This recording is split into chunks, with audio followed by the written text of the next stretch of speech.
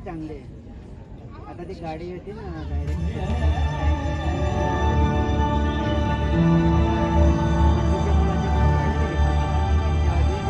विनम्र किसान का बेटा था वो दृढ़ता का भंडार। वल्लभ भाई पटेल नाम कहलाता था सरदार। कृषक कार्मिक जनगण से था उसको प्यार अपार। अखिल देश ने उसे रहनुमा किया था स्वीकार।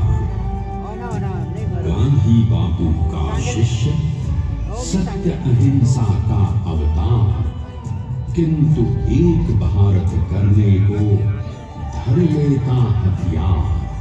लौह पुरुष संबोधन था वो लोहे की दीवार। तेज पुंज तुम, शक्ति पीठ तुम, बल का सागर अपरंपार। ऋणी देश का नम्र अमन तुम स्वीकारो सरदार।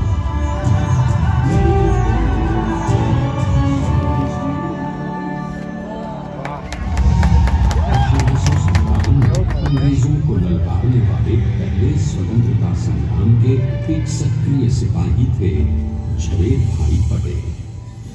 करमसद गांव के इस बहादुर देशभक्त किसान और उनकी पत्नी जाट भाई के 5 बेटों और 1 बेटी में से चौथे पुत्र थे वल्लभ भाई। बालक वल्लभ ने करमसद के बाद नडियाद से अपनी हाई स्कूल की शिक्षा पूरी की। फिर 13 साल की उम्र में उनकी शादी भी हो गई छोटी सी झवेर बाई से। 2 बच्चों, बेटी मणि बहन और बेटे डाया भाई को जन्म देने के बाद झवेर बाई असमय ही चल बसी। सदी बदलने और 20वीं सदी आने पर उनका जीवन भी एक चमत्कार की तरह बदला। प्लीडर का इम्तिहान पास करके वो वकालत करने लगे। पहले गोधरा, फिर आणंद और उसके बाद अहमदाबाद में। मगर जल्द ही वकालत छोड़कर वो बैरिस्टर बनने की इच्छा से इंग्लैंड चले गए। लंदन में बैरिस्ट्री में अव्वल आने और वजीफा जीतने वाले वो अनोखे भारतीय थे। अब तो अहमदाबाद की वरिष्ठ अदालत में बैरिस्टर पटेल की जय और जीतों की धूम मच गई।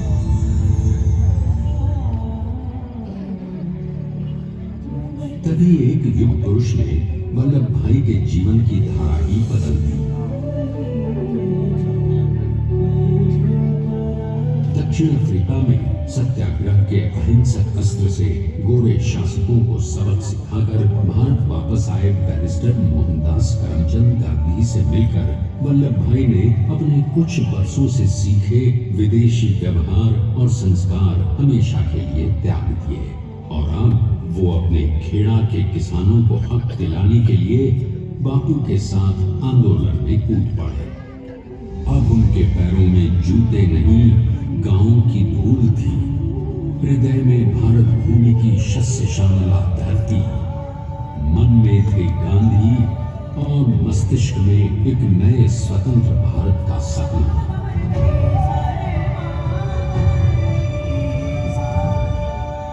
तभी बारडोली के मजबूर मजलूम किसानों की यातना का समाचार उनके पास पहुंचा। तुरंत वल्लभ भाई वहां पहुंचे और यूं शुरू हुआ भारत का सबसे बड़ा और सफल किसान आंदोलन बारडोली।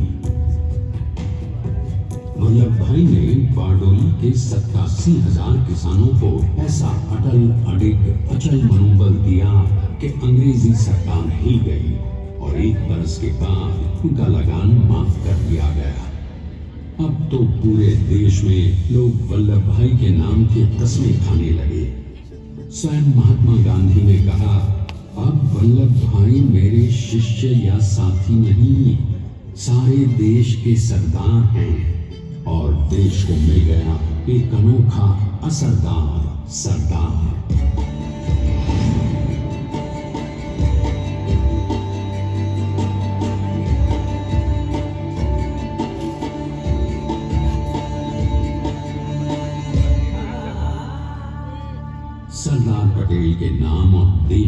करने से अंग्रेज डरकर कांपने लगे।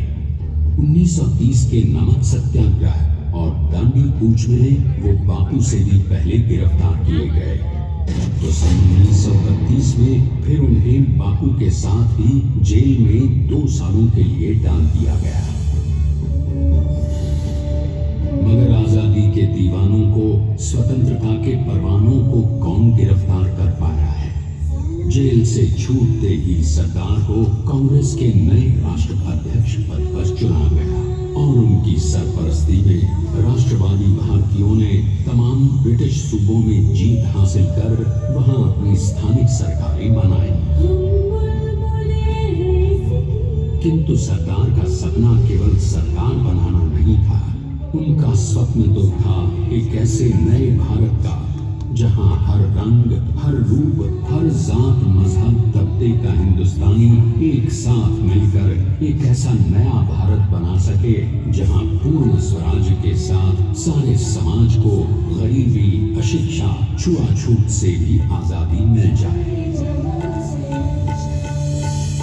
इसकी पहली रणनीति थी भारत को अंग्रेजों की गुलामी से आजादी, ताकि भारत के लोगों की अपनी सरकार सबके साथ और सबके विकास के लिए काम कर सके। बापू की अगुवाई में अब देश ने अंग्रेजों को अंतिम चेतावनी दे दी, करेंगे या मरेंगे, क्विट इंडिया, अंग्रेजों भारत छोड़ो। बस फिर क्या था, संघर्ष की रणभेरी बजी। 3 सालों के लिए सरदार पटेल को भी सत्याग्रही नेताओं के साथ जेल में ठूंस दिया गया। 2 सालों के बाद अंग्रेजों को बापू के सभी शिष्य और साथियों को छोड़ना पड़ा।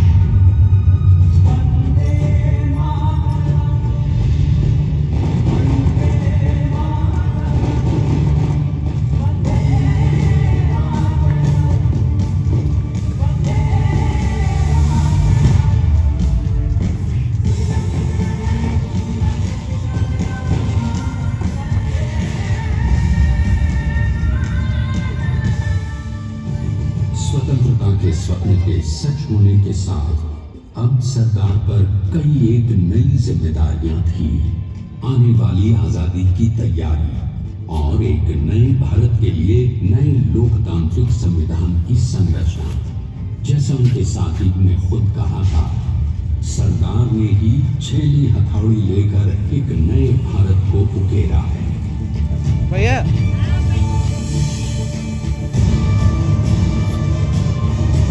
स्वाधीनता तो प्राप्त हुई, लेकिन खंडित भारत में भी उठते विभाजनवादी अंधकार को अभी दूर करना था।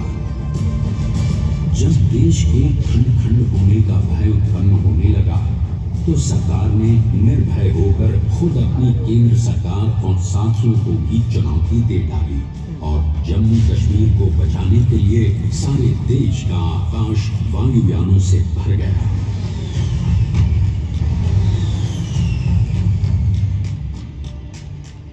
फिर हैदराबाद और जूनागढ़ के भारत में विलयीकरण को पाकिस्तान से चुनौती मिली। सरदार चाहते थे कि देश की 1 इंच धरती अब और विभाजित नहीं होनी चाहिए। नए भारत को एक करने के लिए समझा बुझाकर, मनाकर 565 रियासतों को सरदार ने अपनी सूझबूझ, सदाशयता, संबल से एक नए स्वतंत्र भारत का अभिन्न अंग बना दिया। हमारे इतिहास में अखंड भारत के पुरुषार्थ का ये एक महानतम अध्याय है। जैसा उन्होंने स्वयं कहा था, हमें नए धागों को पुराने ताने बाने में ऐसे पिरोना है कि एक दूसरे में गुंथ जाए और बेहतरीन बनावट वाला एक नया भारत उभर कर सामने आ सके। अंततः अपने वज्र दृढ़ संकल्प से एक नया विराट विशाल एक भारत श्रेष्ठ भारत बनाकर दिखा ही दिया सरदार ने। संसार के सबसे बड़े प्रजातंत्र के शिल्पी को प्रणाम करने के लिए देश ने बनाया है ये समर्थ स्मारक। स्वाधीन भारत को समर्थ भारत में बदलने वाले सरदार पटेल को समर्पित प्रेरणातीत हुई।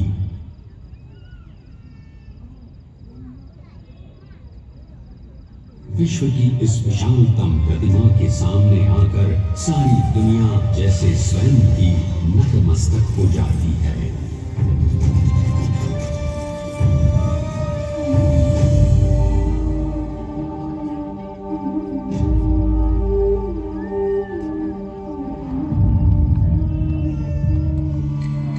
देश को बना गया वो अमित अटल, हरा सका उसे न कोई शत्रु दल। चट्टान के समान सा पुरुष प्रबल, तो स्वदेश का सम्मान है, पटेल तो स्वदेश का सम्मान है, तो स्वदेश का सम्मान है, पटेल तो स्वदेश का सम्मान है।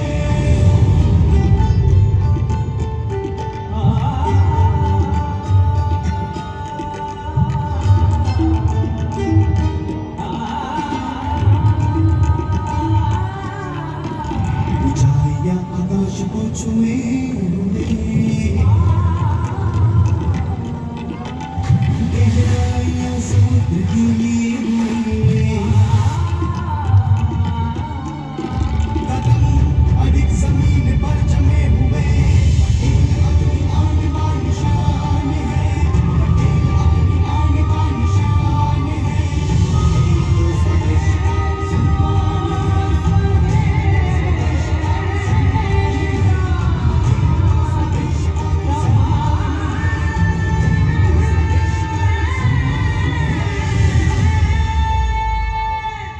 आइए अब देखते हैं कि अपने लौह पुरुष को श्रद्धांजलि देती 182 मीटर ऊंची विश्व की सबसे विशालकाय प्रतिमा का निर्माण कैसे हुआ।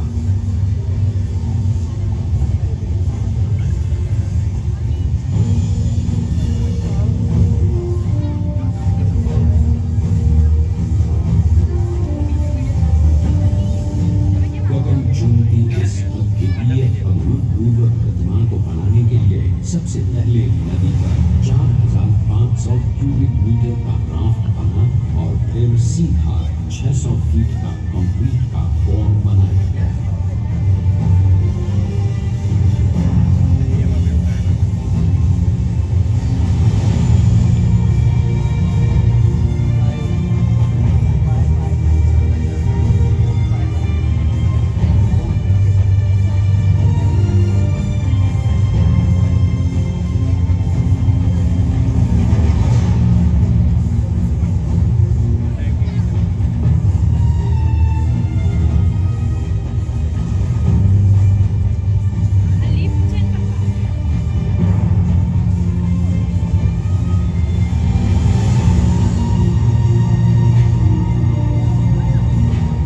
इस कंक्रीट बोर्ड के साथ लगाया गया स्टील का फ्रेमवर्क।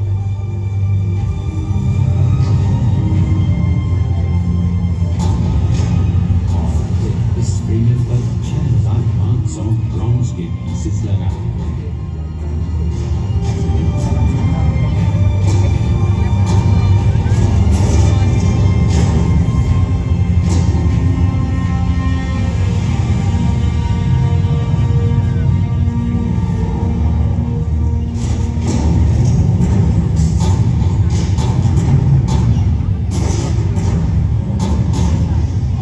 सोचिए कि 182 मीटर ऊंचे इस भव्य भव्य स्मारक के निर्माण में कितना सामान और मेहनत लगी हो। 70,000 metric ton cement, 18,500 metric ton reinforcement steel, 6,000 metric ton structural steel और 1,700 मीट्रिक टन ब्रॉन्ज।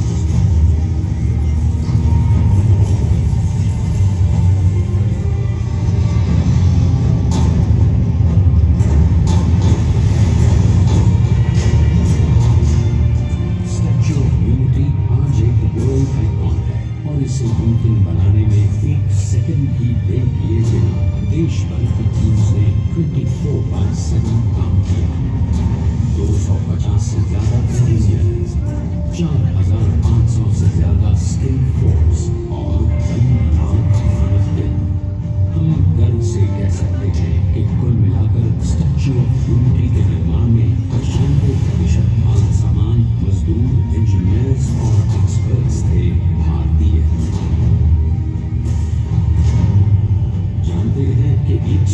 84 मीटर ऊंची इस भव्य प्रतिमा को बनाने में कितना समय लगा? डिजाइन के लिए 12 महीने और निर्माण के लिए 34 महीने, यानी कुल मिलाकर केवल 46 महीने।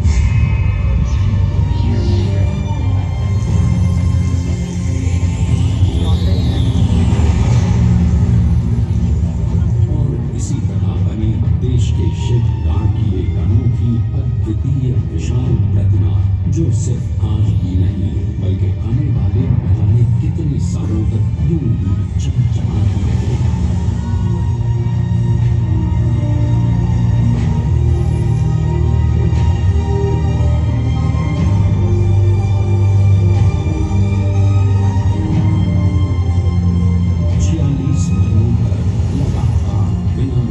एकजुट होकर न जाने कितनों ने परिश्रम किया और उनका साथ दिया भारत की 125 करोड़ जनता ने। और तभी मुमकिन हो पाया एक ऐतिहासिक निर्माण जो आज कहलाता है भारत की नई पहचान। स्टैच्यू ऑफ यूनिटी, विश्व की सबसे ऊंची प्रतिमा।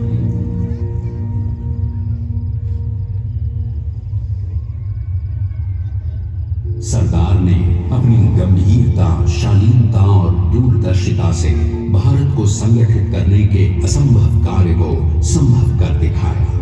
आइए आज हम सब उन्हीं की महिमा में विश्व के सामने एक उदाहरण रखें, क्योंकि ये ही भारत को श्रेष्ठता के मार्ग पर ले जाएगा। हमारा कर्तव्य ये है कि हमें निश्चय कर लेना चाहिए कि हमें हिंदुस्तान में जितने लोग थे सबको मिल के भाई भाई के तरह के रहना है। स्टैच्यू ऑफ यूनिटी एकता की प्रतिमा और श्रेष्ठता का प्रतिबिंब है। एक पहल है इस अखंड भारत को श्रेष्ठ भारत बनाने के सपने को पूरा करने के लिए। एक पुकार है हम सबको एकजुट होने के लिए। एक आंदोलन है भारत को सबसे आगे ले जाने के लिए, श्रेष्ठ बनाने के लिए। आपके योगदान और विश्वास से ही बनेगा एक भारत श्रेष्ठ भारत।